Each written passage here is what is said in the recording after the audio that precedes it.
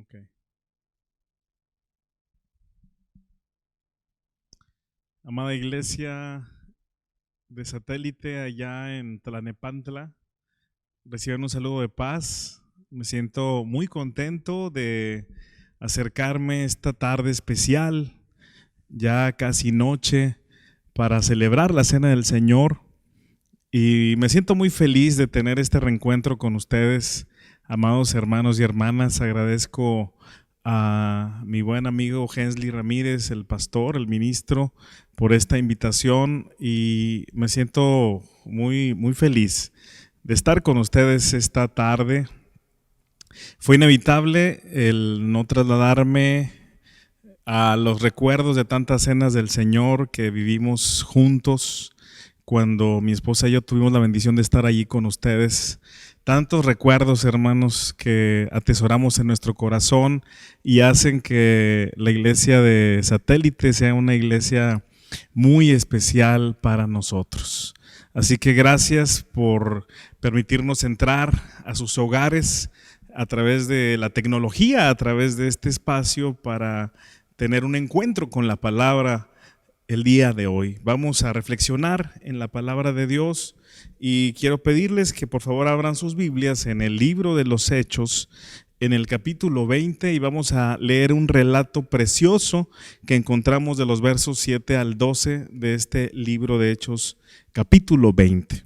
Busque ahí en su hogar esta porción de la escritura, en familia. Vamos a abrir la Biblia y vamos a leer este relato. Dice así Hechos 27: el primer día de la semana, reunidos los discípulos para partir el pan, Pablo les enseñaba habiendo de salir al día siguiente y alargó el discurso hasta la medianoche. Y había muchas lámparas en el aposento alto donde estaban reunidos. Y un joven llamado Eutico, que estaba sentado a la ventana, rendido de un sueño profundo, por cuanto Pablo disertaba largamente, vencido del sueño, cayó del tercer piso abajo y fue levantado muerto. Entonces descendió Pablo y se echó sobre él abrazándole y dijo: no os alarméis, pues está vivo. Después de haber subido y partido el pan y comido, habló largamente hasta el alba y así salió. Y llevaron al joven vivo y fueron grandemente consolados. Amén. Vamos a orar, hermanos, para poner el mensaje de esta tarde en manos de nuestro Dios. Amado Padre, muchas gracias por la oportunidad de acercarnos a la mesa una ocasión más, Señor, que es tan relevante, que es tan especial. Hoy lo hacemos de una forma distinta en los hogares y estamos seguros que en cada casa tú estás presente, Señor. Tú estás, Señor, en nuestro hogar, estás en nuestro corazón y como familia en la fe estamos sentados a la mesa contigo. Y queremos, antes de compartir la mesa, Señor, escuchar tu palabra. Así que habla a tu iglesia. Tienes un mensaje que decirle en esta noche. Así que habla en nuestras vidas, Padre. Necesitamos escucharte, necesitamos oírte. Señor, quiero estar detrás de ti para que seas tú quien hables. Quiero ser tu instrumento, Padre. Más que estorbar, quisiera que seas el medio quien te habla para que la iglesia reciba palabra tuya. Te lo pido en el nombre que es sobre todo nombre, en el nombre de Cristo Jesús. Amén. Estaba revisando un estudio, hermanos, que se hizo en el mes de septiembre del año pasado, 2020, y fue publicado por una revista en Estados Unidos, una revista de ciencia. Este estudio fue realizado en Canadá por una prestigiosa universidad y la revista se traduce del inglés como reporte científico. Y este estudio fue realizado por un grupo de investigadores encabezados por una doctora, Elizabeth Blunden, y este estudio arrojó lo siguiente. y habla acerca de algo que sucede un poco antes de morir. Hermanos y hermanas, fíjense que la muerte es y seguirá siendo un misterio al que solo podemos tocarla por los bordes, acercarnos, pero es difícil comprenderla. No sabemos qué hay después de la muerte. Sabemos que todos vamos a morir, pero uno de los momentos que más interrogantes genera es el momento en el que pasamos de la vida a la muerte. Es ese lapso, esos segundos, esos instantes en los que termina la vida e inicia la muerte. Y este estudio lo que encontró es que el oído es el último sentido que perdemos antes de morir. El oído sigue presente después, incluso de que termina la vista, de que termina el olfato, de que terminan otros sentidos. Incluso el estudio arrojó que el oído sigue presente incluso después de que termina la conciencia. Este descubrimiento, hermanos y hermanas, es sumamente significativo porque representa que podemos hablarle a una persona amada antes de morir, y que esto va a ser reconfortante tanto para nosotros el saber que nos escucha hasta el final, como para la persona misma el hacer posible que palabras de amor permitan que pase por este momento de una manera con calma y sintiéndose amada. Pero además significa también, hermanos y hermanas, que cuando dejamos de oír es señal de que hemos muerto. Cuando dejamos de oír es señal de que la muerte llegó. Dejar de oír es señal de que ha terminado la vida, de que la vida se fue. Y de eso vamos a estar hablando en esta tarde. Miren, el relato que vamos a revisar y que quiero reflexionar con ustedes es un milagro precioso, y es un milagro que surge justamente en el marco de la celebración de la Cena del Señor, antes de la Cena del Señor. Y vamos a reflexionar este relato parte por parte. El verso 7 nos dice lo siguiente: el primer día de la semana, reunidos los discípulos para partir el pan. El texto tiene varios significados, y lo primero que quiero resaltar es esta frase, primer día de la semana. El referirse Lucas al primer día de la semana está haciendo referencia a que inicia una nueva semana. Y esto tiene un significado teológico bastante relevante que quiero traer con ustedes a la memoria. Cuando fue hecho el mundo, la creación en Génesis fue realizado en una semana.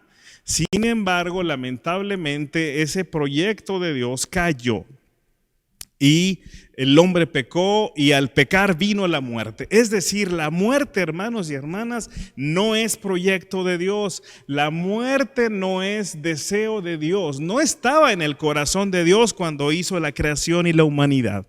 Lamentablemente vino por el pecado del hombre. Sin embargo, tan grande ha sido el amor de Dios por la humanidad que Él ha deseado restaurar este primer proyecto, esta primera creación, y ha enviado a Jesucristo. Dice el apóstol Pablo que el que cree en Cristo es nueva criatura, nueva creación. Así que el primer día de la semana no solamente está refiriéndose a los días literales de una semana como muchas otras, sino se está refiriendo a que inicia una nueva semana, inicia una nueva creación. Y lo que el escritor quiere decir, Lucas, quien escribe Hechos, al igual que el Evangelio de Lucas, está diciendo que en Cristo inicia una nueva semana, en Cristo inicia una nueva creación, en Cristo inicia un nuevo amanecer, una nueva oportunidad, una nueva manera de vivir. Y entonces este inicio toma relevancia en la Cena del Señor, porque dice que el primer día de la semana se reunieron los discípulos para partir el pan. Y este partimiento del pan, hermanos, es la referencia directa a la cena del Señor. Los discípulos y todos aquellos que están en este tercer piso, en el aposento alto, se reunieron para celebrar la cena del Señor. Se reunieron para hacer lo que nosotros realizaremos en un momento más. Ellos están sentados a la mesa con Jesús y tienen la bendición de escuchar una predicación de labios del apóstol Pablo. Pero lo que está diciendo el escritor de Hechos es que la cena del Señor, este partir el pan, está haciendo referencia a que esta nueva vida, esta nueva semana es posible gracias a Jesús. Y este relato, hermanos, que Lucas escribe acerca de Eutico, que es vuelto a la vida, Lucas lo escribe en el contexto de la cena del Señor. El pan representa el cuerpo de nuestro Señor Jesucristo. En la cena del Señor, el pan es partido. Al partir el pan, así como un pan sin levadura, el pan ácimo, es un pan que recuerda que la vida de Cristo fue sin pecado, y al partirlo recuerda que su vida fue partida. Sin embargo, también nos recuerda que además de que su cuerpo fue partido, fue asesinado, resucitó al tercer día y venció a la muerte. Es decir, Lucas pone en este contexto la celebración de la cena del Señor para recordarnos que esta preciosa ceremonia es el recordatorio, valga la redundancia, de la resurrección del Señor, del triunfo sobre la muerte. La cena del Señor, amados hermanos y hermanas, amada familia en la fe de Satélite, nos recuerda que Cristo murió, pero nos recuerda que no se quedó en la tumba, sino que resucitó al tercer día y venció a la muerte, y hoy está vivo en nuestra vida y hoy está vivo en nuestro hogar. En esta tarde no están ustedes solos con su familia en su casa. En esta tarde están esas personas amadas en casa, pero por fe creemos que ahí también está Jesús, porque no se quedó en la tumba, sino que resucitó. Pero ¿por qué, hermanos? En este contexto Lucas ubica este relato de Eutico, de la resurrección de Eutico. Porque significa, hermanos, que todos los que creemos en Jesucristo somos parte también de esa resurrección. Vamos a revisar el relato. ¿Cuál es la situación? El verso número 7 nos habla acerca de la situación que sucedió, y es un accidente antes de la cena del Señor. Imagínense que estamos celebrando este gran memorial y surge un accidente, pues al apóstol Pablo le sucedió y hubo este accidente. Dice el verso 7 en la segunda parte: antes de la cena del Señor, Pablo les enseñaba, habiendo de salir al día siguiente, y alargó su discurso hasta la medianoche. Y había muchas lámparas en el aposento alto donde estaban reunidos. Entonces Pablo está predicando. Es una comunidad donde están los discípulos, donde hay otras personas. Es una comunidad ubicada en un lugar donde hace mucho calor. Hay lámparas y están las personas escuchando la predicación de Pablo, que es una predicación que se ha prolongado porque al siguiente día se va a marchar. Y entonces aquí es narrado este accidente. Dice el mismo verso 7 que cuando Pablo está predicando, un joven llamado Eutico, que estaba sentado en la ventana, rendido de un sueño profundo, por cuanto Pablo disertaba largamente, vencido del sueño, cayó del tercer piso abajo y fue levantado muerto. Y vamos a hablar de Eutico. este joven que sufre el accidente instantes antes de tomar la cena del Señor. Su nombre significa afortunado. Y el hecho de que se mencione su nombre, hermanos y hermanas, es sumamente relevante porque representa que era una persona bien conocida por el evangelista, por Lucas y por la comunidad. Cuando nosotros vemos otros relatos en la Biblia, no se menciona el nombre, se menciona la referencia por la relación con otra persona o el lugar de donde son ubicados. Por ejemplo, la suegra de Pedro, María Magdalena, o por la condición en la que están el ciego, el leproso. Son pocas las ocasiones en las que se menciona el nombre, y en este contexto significa que Eutico es una persona bien conocida, tan conocida que al escribir el evangelista y recordar estos hechos, esta historia, recuerda su nombre. Entonces es una persona que es conocida por la comunidad, que se transmite su nombre y que en ese sentido es una persona fiel en la comunidad. Es una persona que ama a Dios y está ahí para celebrar la cena del Señor como muchos de nosotros. Esta persona conocida, esta persona fiel, fíjense qué más datos podemos encontrar. Revisando y estudiando el texto, hermanos, encontré que hay un escrito de la época donde se registra un accidente semejante, muy similar a lo que sucedió con Eutico, y se habla que este accidente era un esclavo. Era un joven que estaba en una ventana, que se queda dormido y que muere. Es muy relevante esta información. Se habla de este esclavo que muere. Lo que significa es que Eutico muy probablemente era un esclavo. Era una persona entonces que no era dueño de su vida, que eran otras personas los dueños de su vida. Era una persona que tenía su vida gastada, era una persona que vivía injusticia, era una persona considerada no con dignidad para la sociedad, no era dueño de su vida, no era protagonista de su vida.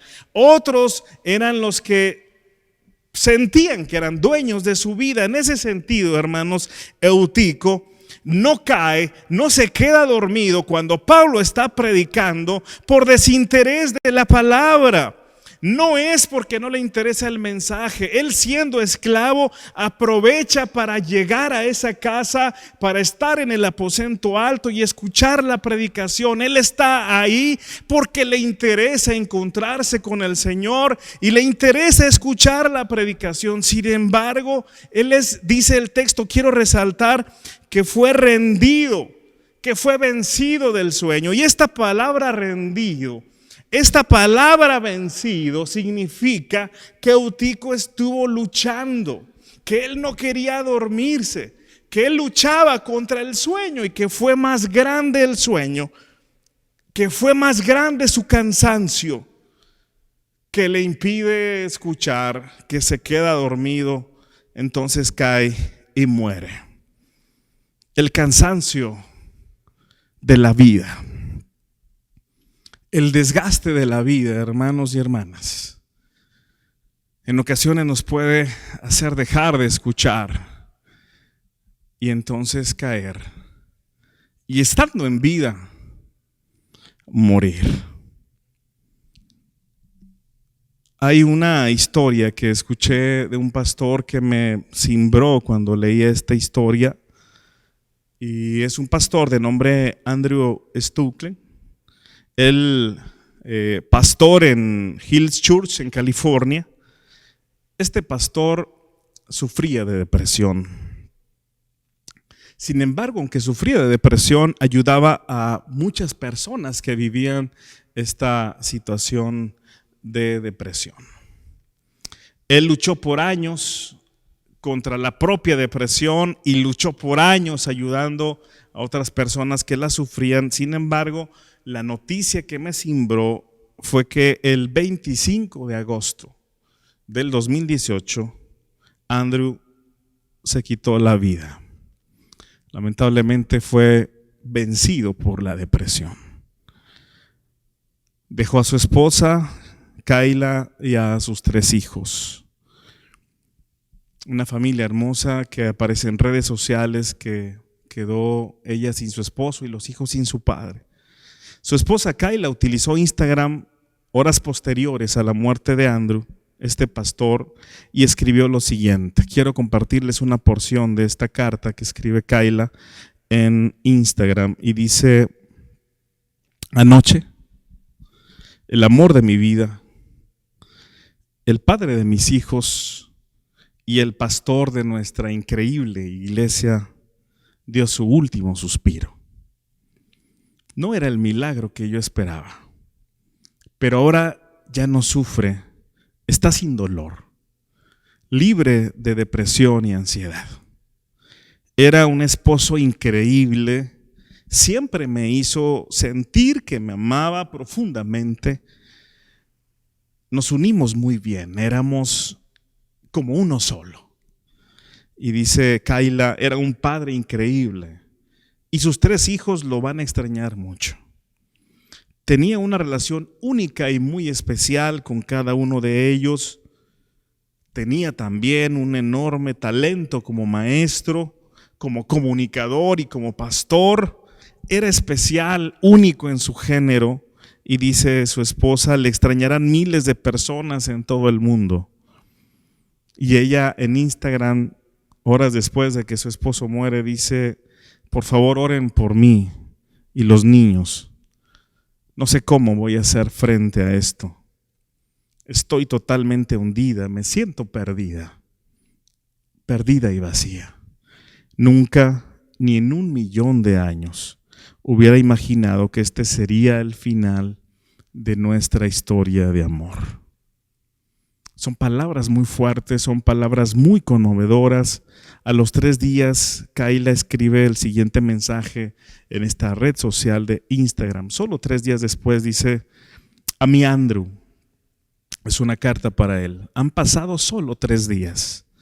Nadie puede quitarme el insoportable dolor que siento ahora que te has ido. Te echo de menos y te veo en todos los sitios.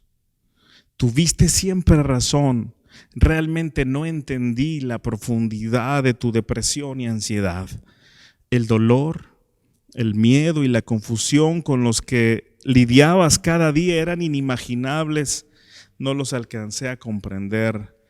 Perdóname. Andrew luchó contra su depresión, fue vencido por su depresión. Y así como Utico, cayó y murió. Dejar de escuchar a Dios puede ser mortal. Andrew, Eutico, representa a todos aquellos que hemos dejado de escuchar a Dios, que hemos dejado de ver a Dios, que lo hemos buscado en la oración, que lo hemos buscado en la iglesia, pero que no lo vemos, que parece que ya no habla. Representa a aquellos que, aunque han abrazado a Jesucristo, aunque se han bautizado hace años y lo abrazaron con la gran esperanza de sentir plenitud, alegría, felicidad, aún en el camino del evangelio sienten que el corazón se marchita, sienten que se pierde el sentido, hay vacío dentro. Se predica a los no creyentes: cree en Jesucristo y entonces encontrarás la felicidad. Se predica a quien no tiene al Señor: acéptalo como tu Salvador y entonces Él llenará tus vacíos. Se predica a quien camina sin Dios que lo abrace cuando se les evangeliza en algún sermón evangelístico, como se les dice para almas nuevas, y se les dice: acepta a Jesucristo y Él será el sentido de tu vida y Él llenará tus vacíos. Y si tu vida está marchita, entonces va a florecer. Pero ¿qué le decimos a todos aquellos que hemos abrazado a Jesucristo, que lo hemos aceptado como nuestro Señor y que seguimos caminando por la vida vacíos? sintiendo que el interior se marchita y en ocasiones se pierde el sentido. Hermanos y hermanas, así como Eutico se acercó a la cena del Señor desgastado, tal vez en esta tarde muchos de nosotros nos acercamos así, con la vida gastada. ¿Qué historias tendremos cada uno de los que estamos sentados a la mesa del Señor? ¿De qué maneras se podrá haber gastado nuestra vida y que llegamos así a su mesa cansados, marchitos? Si usted está lleno de gozo en esta noche, gracias a Dios. Pero si ha llegado cansado y marchito, pues este mensaje es para usted. Qué marchita la vida, y quiero plantearle algunas cosas. Algo que desgasta y que marchita la vida son nuestros yerros, nuestros malos hábitos, aquellas adicciones que roban la energía, que desgastan, que quitan plenitud, que hacen que perdamos la confianza en nosotros mismos. Cuando hablamos de adicciones, cuando hablo de adicciones, hermanos, no me refiero a aquellas conductas clásicas de adicción como a una sustancia como las drogas o como el alcohol, que puede ser que alguien de ustedes esté batallando con una adicción así. Yo me refiero a aquellos hábitos que también son adicciones, son conocidas como adicciones conductuales, que son tóxicos, que nos destruyen, que destruyen a otros y que no los podemos dejar.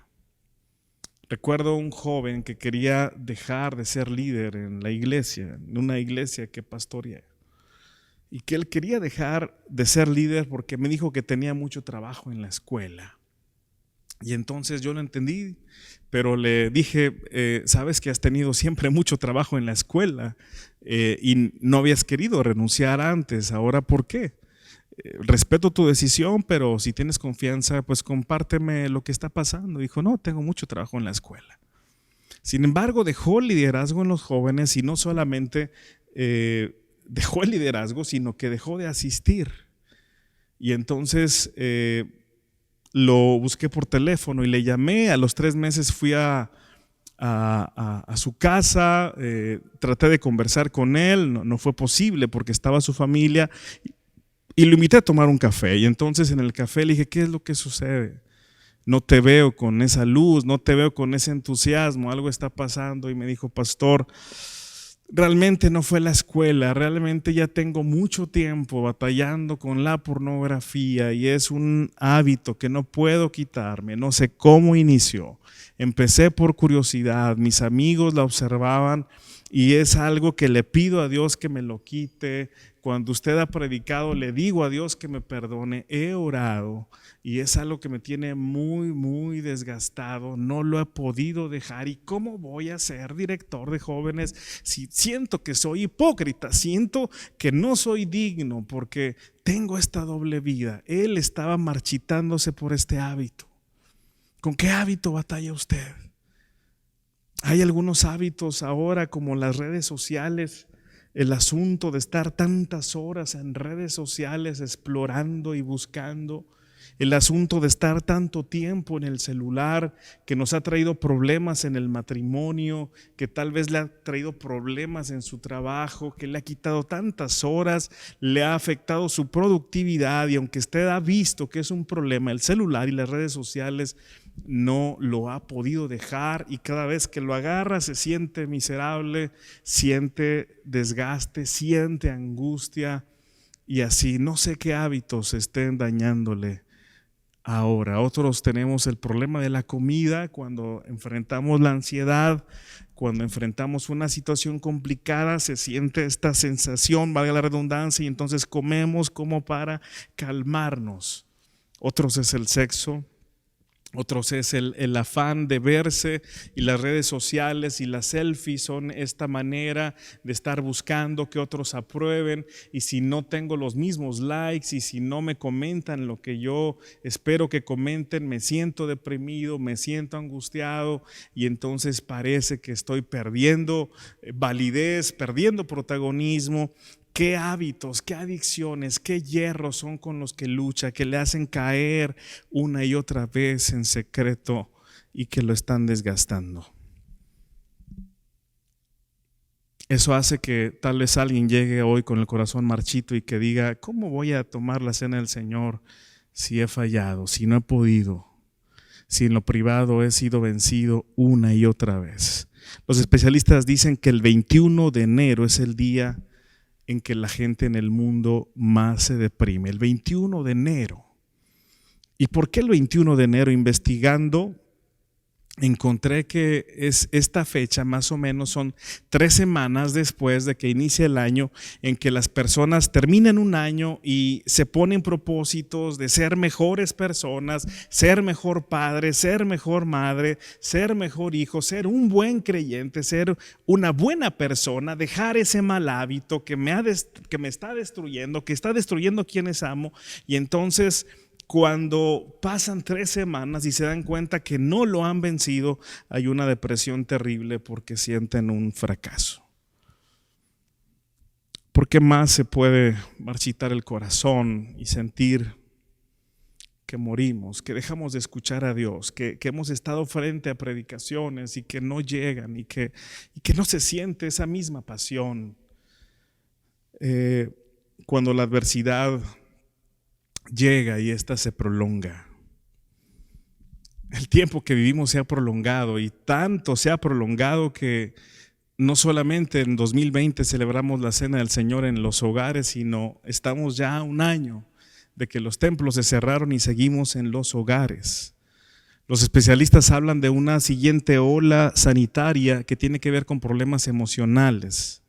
Quiero compartirles, todos ustedes saben, mi esposa es psicóloga y ella fue diagnosticada con lupus hace ya 2 años. Gracias a Dios que fue detectada a tiempo, está restaurándose en su salud y tiene 4 meses en que empezó a dar terapia otra vez por el estudio que ella tiene. Y en estos meses que van del año se han incrementado considerablemente los pacientes que la buscan uno y otra vez. Cada día me dice: me buscó este hermano, me buscó esta hermana, porque hay problemas emocionales como la ansiedad, como la depresión y otras situaciones más. Me ha tocado hablar con jóvenes que no soportan las clases en línea. Me ha tocado hablar con muchachos que ya no volvieron a ver a sus compañeros, que ya no volvieron a ver a sus amigos, otros creyentes que han enfrentado el desempleo, y ha sido una situación que ha traído muchas cosas, el propio encierro. La adversidad se ha prolongado porque es muy probable, hermanos y hermanas, que personas que amamos, que tomaron la cena del Señor el año pasado, hoy ya no están con nosotros. Y el corazón está triste, porque algo que ha traído la pandemia ha sido muerte.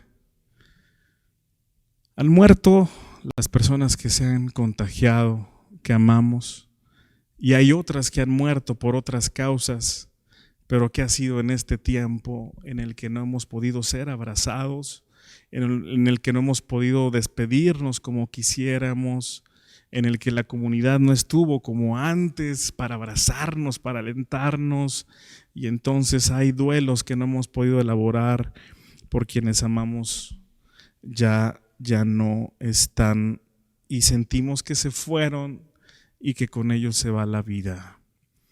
Recuerdo nombres de personas amadas de Satélite que ya no están, que los recuerdo en el corazón. Que en esta tarde usted lo puede recordar, haciendo memoria de ellos, que nos hacen falta, que los amamos. Puedo recordar también a mi suegra, puedo recordar a mi padre, y así hay personas que amamos y ya no están, y que sentimos que un pedazo de nuestro corazón se fue con ellos. Tal vez alguien siente que se fue la vida completa con ellos.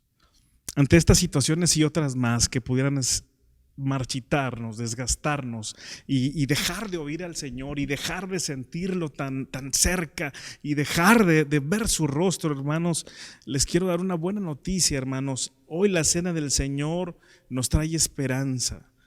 La buena noticia, hermanos, es que la vida vence a la muerte, de que aunque todo pudiese estar perdido, que aunque no hay esperanza, la cena del Señor nos recuerda que sí hay esperanza. Dice este relato de Hechos 20 en el verso 10, después de que sucede este terrible accidente, dice que entonces descendió Pablo y se echó sobre él y abrazándole dijo: no os alarméis, pues está vivo.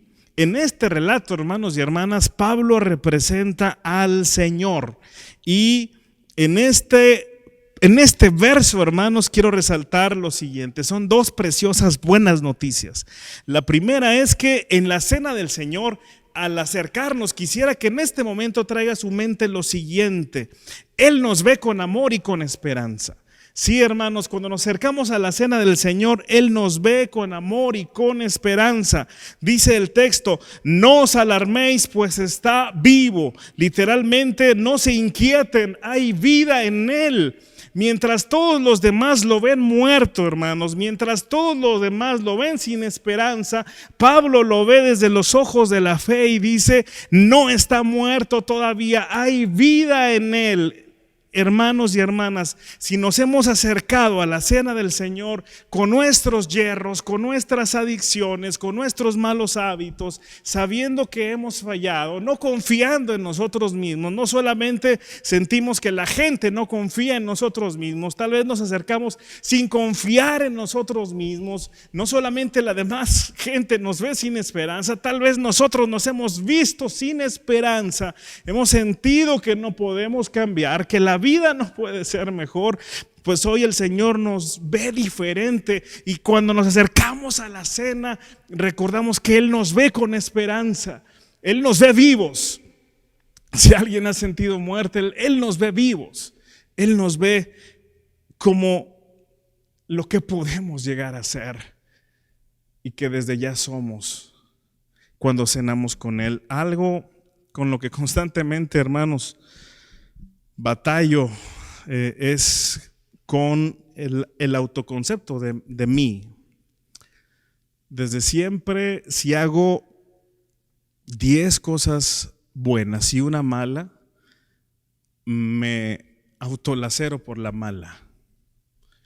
Si tengo 10 logros y un fracaso, me autolacero con el fracaso.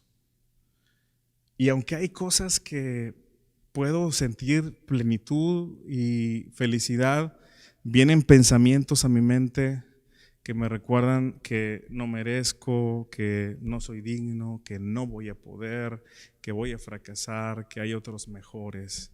Es un asunto de autoestima que Dios está sanando en mí. Pero leer esto, hermanos, cuando me acerco a la mesa, esto me da mucha alegría. Porque sí he fallado, hermanos, tantas veces he fallado, he cometido tantos errores, que si realmente fuera por mis méritos, hermanos, no estaré aquí predicándoles. Pero en esta noche, el recordar que Él me ve, no es solamente en mis miserias, que conoce mis miserias, que conoce mis luchas, que conoce a veces que batallo con el concepto que tengo de mí, que tengo pensamientos que me boicotean y que me paralizan. Y Él me ve con esperanza y me dice que me ama y que puedo ser mejor. Y entonces, quien hace posible que sea mejor es Jesucristo. Por eso la cena recuerda eso, que tal vez no va a ser solo con mi propio esfuerzo, que sí hay que luchar y que sí hay que seguir adelante, pero que es por Jesús. Él nos ve con ojos de gracia como lo que somos y como lo que podemos ser. La cena nos recuerda que cuando Cristo viene a nuestra vida, restaura nuestra identidad. Es un proceso, hermanos, y restaura cómo nos vemos para seguir caminando. Y la segunda buena noticia es esta, hermanos. En la cena del Señor recordamos que Cristo ha bajado hasta donde estamos y estando ahí nos abraza. En la cena del Señor recordamos que Cristo ha llegado hasta el fango, hasta lo más sucio que hayamos bajado, hablando del mal o hablando de la desesperación y de la ansiedad, y hasta allá Él nos abraza. Dice que entonces Pablo descendió se echó sobre él y lo abrazó. Esta palabra de que lo abraza es una palabra muy tierna. Pablo pudo haber seguido predicando y pudo haber celebrado la cena del Señor, pero Pablo interrumpe, porque así como todos son importantes, aquel joven esclavo que no contaba, que no era dueño de su vida, que no era protagonista de su vida, para Pablo vale, para el Señor vale, que interrumpe la cena del Señor y va hasta abajo, hermanos, y entonces lo abraza. Hoy en la cena del Señor recordamos que no estamos solos, que en el lodo de la desesperación o que en el lodo de nuestra sociedad, Cristo va hasta abajo, Cristo se ensucia y Cristo nos abraza. Si usted ha sentido desesperación, si cuando murió esa persona sintió que se le fue la vida, si ha estado batallando con la depresión, si ha estado batallando con el autoconcepto que tiene de usted y se lacera hoy una y otra vez cuando comete errores y siente que no da el ancho, que no da la talla, no sé qué esté pasando en su vida o que esté sumido en una serie de adicciones, que se ve que se autodestruye, que destruye a otros y no ha podido salir, pues yo le quiero decir que allá va el Señor. A veces sentimos al Señor que está tan lejano porque estamos tan sucios y cómo nos va a abrazar, pues Él va hasta allá y nos abraza y nos abraza y nos abraza. Así que, hermanos, en la cena del Señor podemos sentir este abrazo precioso que nos da dignidad, que aunque sentimos que la vida se va, nos da vida y nos da vitalidad para continuar viviendo, para seguir caminando. Quiero concluir con esta experiencia que me pasó viajando con Vita. Como ustedes saben, pues no puedo ver bien, y ella me regaló unos lentes que para mí pues son muy especiales. Y entonces hace tiempo hicimos un viaje en autobús y entonces viajamos toda la noche y pues fui al baño. Si alguien ha viajado en el autobús, bueno, pues los baños del autobús son bastante incómodos y entonces yo iba entre dormido y entre despierto y entonces como estaba más dormido que despierto, pues voy al baño y entonces haciendo del baño, me agacho para hacer del baño y entonces se me caen los lentes en el excusado y desperté. Se me fue el sueño y entonces dije, ¿qué pasó? Y el excusado no estaba vacío, sino había otras cosas ahí que ustedes ya saben, no las voy a explicar. Y entonces recordé lo valioso que eran esos lentes, recordé que me los regaló la persona que amo y entonces, aunque estaban en medio de la suciedad, por amor a la persona que me los regaló, lo que hice fue bajarme, sacarlos, limpiarlos y entonces rescatarlos. La cena del Señor nos recuerda que estando en el hoyo de la desesperación, como dice el Salmo 40, en el lodo cenagoso, ya sea por nuestras propias fallas o porque le hemos perdido sentido a la vida y está tan oscura, el Señor llega hasta allá, nos abraza, sana nuestras heridas, nos limpia y nos da esperanza. Hermanos y hermanas, entonces la cena del Señor nos recuerda que la vida vence a la muerte, que si hemos pensado que ya no hay remedio, en Cristo Jesús hay remedio y hay vida plena. Hermanos, en unos momentos más pasaremos a la cena. Este será un momento de mucha bendición, donde el Padre nos abraza. Así que antes de ir allá, yo le pido que ahí con su familia, con su mamá, si todavía la tiene, si no está, con su padre, con sus hermanos, los abrace fuerte y sienta en esta tarde el abrazo de Jesús, ese abrazo que nos da vida, ese abrazo que nos da vitalidad, ese abrazo que nos da perdón. Y si ya no está su padre, abrace a su madre Y si ya no está su mamá, abrace a su papá y dígale cuánto lo ama porque todavía lo tiene. Y si no están sus padres, abrace a sus hermanos, abrace a sus hijos y dígale cuánto los ama. Y en este abrazo, sienta el abrazo de Jesús, sienta el abrazo del Padre. Y si está solo en casa, haga lo que estoy haciendo.